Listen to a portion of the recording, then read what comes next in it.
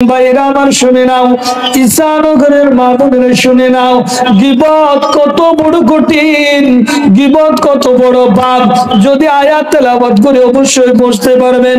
আল্লাহ রাব্বুল আলামিন বলেন, ওয়ালা ইয়াগতাব বা'দুকুম বা'দা, তোমরা একে অপরের গীবত করো না, তোমরা একে অপরের গীবত করো না।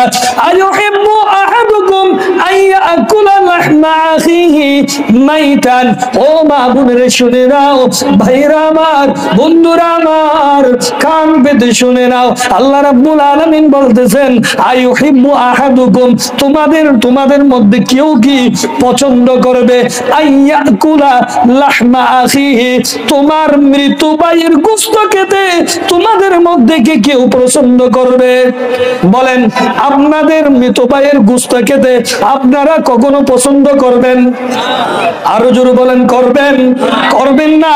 সেজন্য আল্লাহ রাব্বুল আলামিন আজ থেকে 1400 বছর আগে চমৎকার ভাবে বলে দিয়েছেন, ওয়ালা ইয়াগতাব বা'দুকুম বা'দা আইয়ুহিব্বু আহাদুকুম আইয়াকুলা লাহমা আখিহি মাইতান ফাকারিহতুমুহু।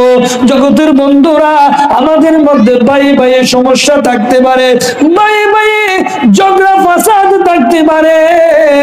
সময় যখন শেষ হবে, হায়াত যখন শেষ হবে, ভাই যখন আজরাইলের তাবার যখন ভাইয়ের রূহ কবজা হয়ে যাবে, ভাই যখন উত্তর দক্ষিণ সয়ে যাবে, ভাইয়ের যখন মৃত্যুর খবর মসজিদের মাইকে প্রকাশ করা হবে, এমন সময়ের মধ্যে যত কঠিন হৃদয়ের ভাই হোক না কেন, নিজের ভাইকে জীবনের সব অপরাধ মাফ করে দেয়।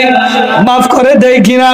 আমার ভাই আমার জন্য যত অপরাধ করে না কেন, এই জীবনে হায়াতে জিন্দেগিতে ভাইকে মাফ না করলেও, ভাই যখন ইন্তেকাল করবে, ভাই যখন মারা যাবে, আমরা ভাইকে অবশ্যই মাফ করে দেব।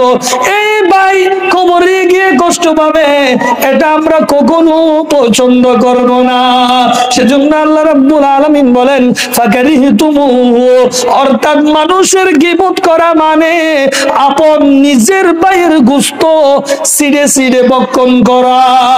নাউজুবিল্লাহ, কত জঘন্য অপরাধ! অথচ আল্লাহ রাব্বুল আলামিন নিজের ভাষায় বলতেছে, আইয়াকুলা লাহমা আখিহি, তোমার ভাইয়ের গোশত তুমি ভক্ষণ করার মতো সেই অপরাধ হয়ে যাবে।